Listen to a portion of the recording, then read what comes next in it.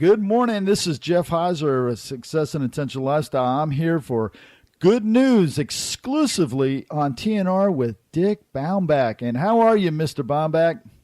I am doing great, and it's been a great week. And, I don't know if you're going to be able to outdo what you did last week with your headlines. Some of those stories were just, I'm still feeling all choked up on some of them inside. So let's get right into the first one here. You sent the first headlines is Friends Convert Tractor Trailer into 6 modern showers for Florida homeless. What is this all about? This is Chris Bentley and Carlos Miller, and they're African Americans who live in the West Palm Beach area, and they decided to start a nonprofit called Live Fresh, and Fresh is feeling revitalized, encourages sustainable happiness. And what they decided is they were able to find a tractor trailer on wheels, and they supplied it with towels, toiletries, everything, and they built 6 showers in it, and they drive it around town into areas where people who are homeless are, and they say, here is your free shower so you can be cleaned up and you won't be embarrassed that you have odor. And they've been doing it since April, and the town is like, they can't believe how wonderful it's been. That's amazing. Now, are these guys tractor trailer drivers, or is this something that they just decided, let's do this and make it happen? No, they are now tractor trailer drivers, but they got their license to do it. But they just decided that this is something they had to do to give back to society, and they wanted to help other people. That's amazing. That's and for people that don't know the West Palm Beach area, that's a pretty exclusive area. And the thing about it is there's so many homeless. And now they have this tractor trailer that they can it reminds me of who does it? Tide, I think, brings in the tractor trailer with the washing machines. Yes, absolutely. Yeah, that's a really good story. Your next one is, did you know 100 kids from the Brazilian slums surprised with a trip to the Olympics? This has got to be a good one. Yeah, this is a French comedian, Jerome Jarre, and a Mexican named Juan Pa Zuraka, and they decided, they know each other, they decided that they wanted to do something special for 100 kids who live in the slums of Morro de Provincia, and they always had this dream of doing something for children, so they went to a facility that houses kids that are homeless, etc., and they got 100 kids, got them all together, and had them taken to the Olympics to stay the entire time to watch all the Olympics. And they just said they wanted to make these kids happy. Wow. That reminds me of the story about the refugee team. Some of them people were homeless, and they actually competed. They don't even have countries, let alone have someplace to stay. And they competed, and that's the story reminds me of that. Now, did they stay like at the Olympic Village, or did it say where they stayed? No, they stayed outside the Olympic Village in a nice hotel, and they got 3 meals a day. And and again, as we've seen so many times with these good news stories, the people who do it go, oh, that's not a big deal. Oh, anybody would do that. Yeah. That's how these people work. Wow. Now, they weren't staying on that ship they brought in. all the NBA guys stayed on. No. It was crazy. We're too good to stay in the hotels. We're going to stay on a cruise ship. Oh, man. Anyways, on to the next good story. Don't get me started on that. Anyways, the next headlines you have is 3 things you can do to alleviate the back to school burden on homeless families. And this is, for me, this is so sad for some of these kids. They live in hotels or in their cars and they have to go to school. I mean, Yeah. life is tough enough on them, and they're living in their vehicles or wherever and have to go to school. So tell us these 3 things.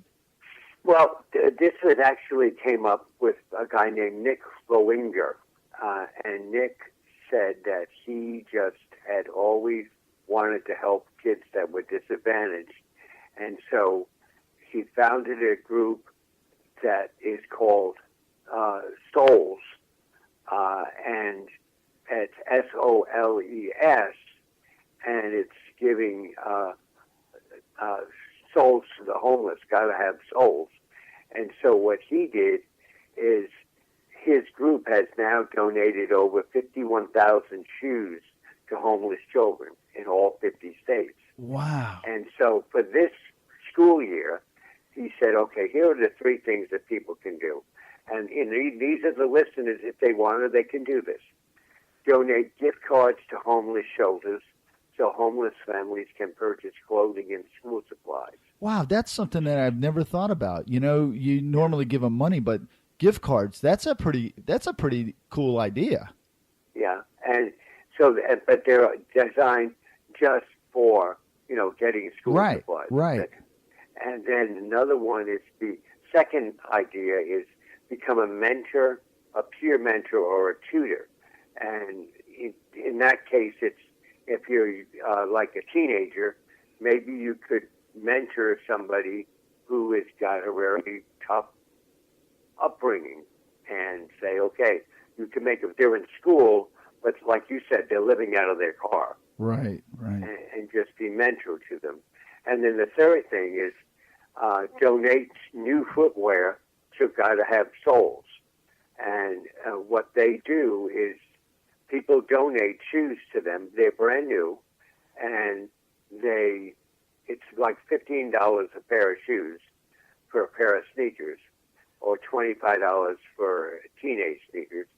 And 100% of the donations go to the footwear program. Wow. That's, you don't hear a lot about like that, where 100% of the donation goes to or goes back to the people that absolutely need it. Normally they keep something out of it. That's a really good thing. Let me ask you a little bit about something here where you said about the mentorship and, about people helping these people. Don't you belong to an organization that already does some of this mentoring? I'm trying to think which one are you talking about? Junior Achievement. Oh, yes. Junior Achievement. We do mentoring. Yeah, that's absolutely correct. I'm like organization. Junior Achievement, we try and mentor students in grammar school, middle school, and high school on how to become successful in the economy. Right. And how to move forward. And, we've had a lot of successful cases. This story reminds me of that, and how, adults like yourself and myself and others we might not have the capacities to do some of the other stuff, but we certainly can mentor. I mean, I've been in the classroom, you've been in the classrooms, right. and when they're in the classrooms, you don't know for sure who is who. And if you just touch everybody that's there, just think of what you're doing. And you can do that through that program, right? Well, that's exactly right. And then that's what Junior Achievement is trying to do, is to help students understand how they can be successful and, how from an economic standpoint they can do things. And there have been a lot of success stories because of that. Right. So The reason I brought this up is because some people don't like to give money, and some people don't like to do the gift card stuff, but they can certainly volunteer to go be a mentor, right? Oh, exactly. And it takes their time, but it doesn't take their monies. Right. And it works wonders. It really does. Yes. Yep. So the last headlines for this week really is one of my favorites, because this is like, how do you say it? Like the underdog taking charge, Yep. Women who escaped ISIS slavery create trained battalion to fight back and rescue others. Holy smokes, you can't make this stuff up. No, this is amazing. A bunch of women, there are 100 escaped Yazidi female slaves, and 500 more are in training. They created a military unit called the Force of the Sun Ladies to counterattack ISIS stronghold in Mosul. And these women said what they went through and what their male relatives went through, they're not going to do it. They decided they are creating their own battalion, and they are in uniform. They have been given training, and they are basically wherever war wages or women end up victims, and we are going to defend ourselves, and that's how they're doing it. And they're not messing around. That is just crazy. I when I saw that, and I started thinking, I wouldn't want to go against my wife in a fight. I'll tell you, you're right. I mean, neither would I. Wouldn't want to go against Diane. You're right. But it's so amazing. The Israelis have had women in their military fighting right at the front for years and years, and they are some of the most fierce fighters that the world knows right now, because they really are. They take it right to you. If these women can take it to the ISIS fighters, maybe we could turn this thing around.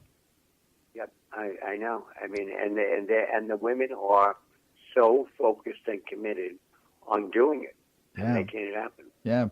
Well, we've come to the end of our headlines for this week. Without giving anything away, what do you have for us next week? Any ideas? Well, there's a community that has come together to clean up a neighborhood, and that's all I'll say today. Well, that's great, and we can't wait until next week. And once again, another fantastic week of great good news headlines heard exclusively right here on TNR, Talk Network Radio, brought to you exclusively by Dick Baumbach. What do you got to say, Dick? I say I'm exclusive to TNR. Well, have yourself a great week, and we look forward to the great headlines, good news headlines that you bring us every week. And until next week, have yourself a wonderful time. Thank you. You take care. Take care.